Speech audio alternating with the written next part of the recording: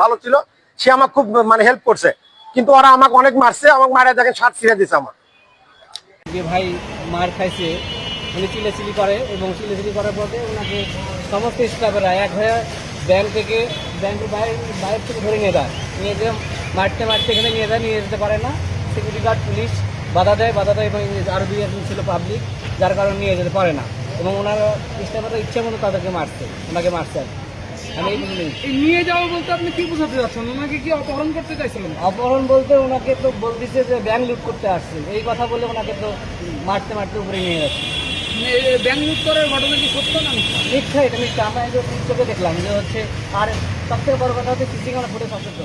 আমার নাম নয়ন, বাবার নাম নীরব এবং আমি পালপাড়া দিই বাসা। কি করেন? হ্যাঁ, কিছু করি না, ঘুরে বেড়াই। টাকা জমা দিতে আসছিলেন এখানে কি ধরুন টাকা জমা দিতে আসছে? টাকা জমা দিতে আসছি, আমাদের ব্যাংকের স্টেটমেন্ট, আমার ব্যাংকের স্টেটমেন্ট দিতে আসছি, টাকা জমা দিতে আসছি।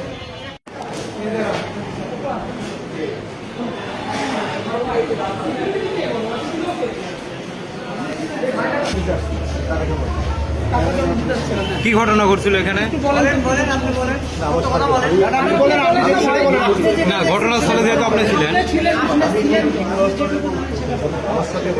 আপনি ওনার বক্তব্য নিচ্ছি, আপনি ঘটনাটা ঠিক আছে ঠিক বলতে পারেন আমি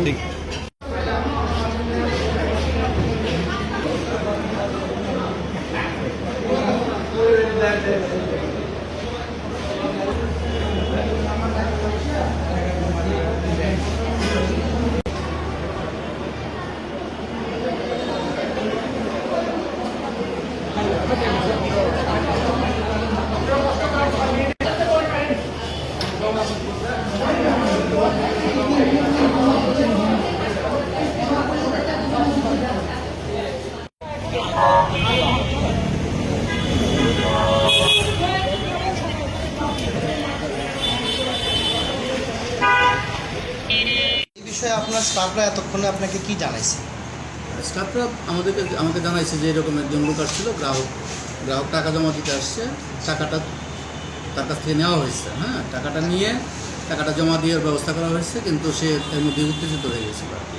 কিন্তু সে আমাদের কাছে নিচে অভিযোগ করছে যে আপনার কিছু স্টাফ ব্যাংক লুট করছে, এরকম অভিযোগে বেশ কয়েকজন মিলে তাকে পিটাইছে।